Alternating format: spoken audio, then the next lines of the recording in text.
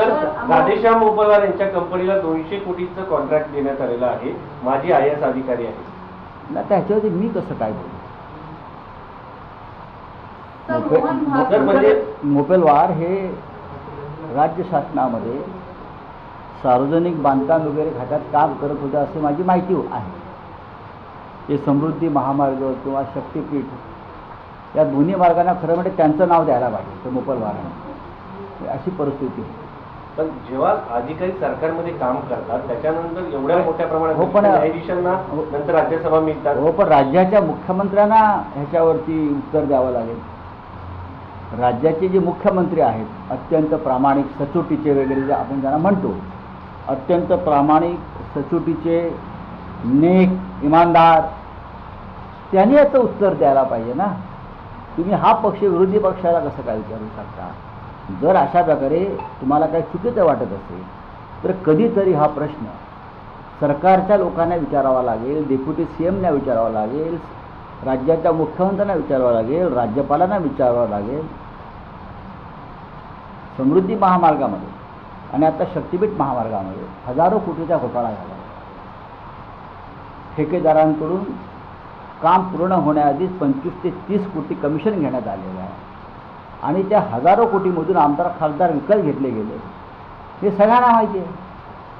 अशा प्रकारच्या कामातून अनेक अधिकारी, अनेक ठेकेदार, अनेक राजकारणी हे इतके फुगलेले आहेत म्हणजे बेडकांचा बैल झाला, इतके फुगलेले आहेत. आता ह्या सगळ्यावरती आपल्या प्रामाणिक सचोटीच्या मुख्यमंत्र्यांनी उत्तर दिलं पाहिजे. माझं काहीच म्हणणं नाही त्याच्यावरती. सर, मोहन भागवत आज जेनजी सोबत संवाद साधत आहेत. सगळ्या जेनजींना त्यांनी मुंबईत एकत्र बोलवले. नाही नाही, जेनजीमध्ये कोण? हे सगळी भाजपा किंवा संघ परिवारातल्या नेत्यांची मुलं आणि नातवंड आहेत. मी जेनजी ज्यांना मानतो त्यांना मानतो जे जंतर मंतरला आले, ज्यांनी सरकारविरुद्ध आक्रोश केला आणि आजही त्यांच्या विरुद्ध मोदींनी माफीचं नाटक करून सुद्धा, क्षमा देऊन सुद्धा अमित शहाचे पोलीस यंत्रणा त्यांच्या घरी जाऊन त्यांच्या पालकांना दमबाजी करतायत, त्यांच्यावर गुन्हे दाखल करतायत. त्यातली एक रिया आहेत नावाची मुलगी काल राहुलजींना भेटली. अशी अनेक प्रकरणं आहेत. मोहनराव भागवतांनी ह्या मुलांशी बोललं पाहिजे.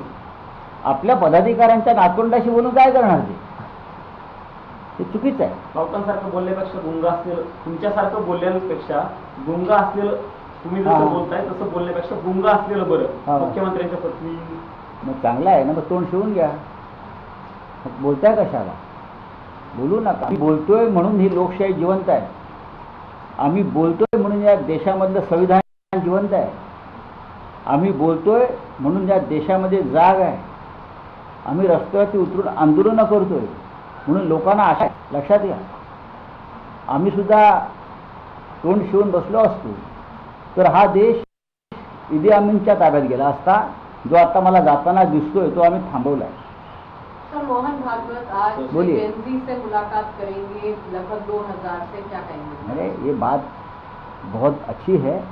ये अगर पहली बात होती जंतर मंतर पर अगर मोहनराव भागवत आदरणीय सरसंघ चालक अगर जंतर मंतर पर आते अपने साथियों के साथ और वहाँ जो बच्चे अनशन को बैठे थे उनका दुख दर्द समझ लेते तो मैं उनका ज़रूर स्वागत करता.